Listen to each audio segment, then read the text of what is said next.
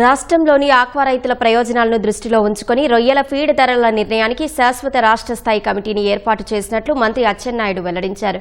రాష్ట్ర ప్రభుత్వం AP shrimp feed ingredients price monitoring committee ఏర్పాటుకు ఆమోదం తెలుపుతూ ఉత్తర్వులు జారీ చేసిందన్నారు. ఆక్వా రంగంలో ఫీడ్ ధరల నియంత్రణ, పారదర్శకత, నాణ్యతా ప్రమాణాల పరిరక్షణ లక్ష్యంగా ఈ కమిటీ పనిచేస్తుందన్నారు.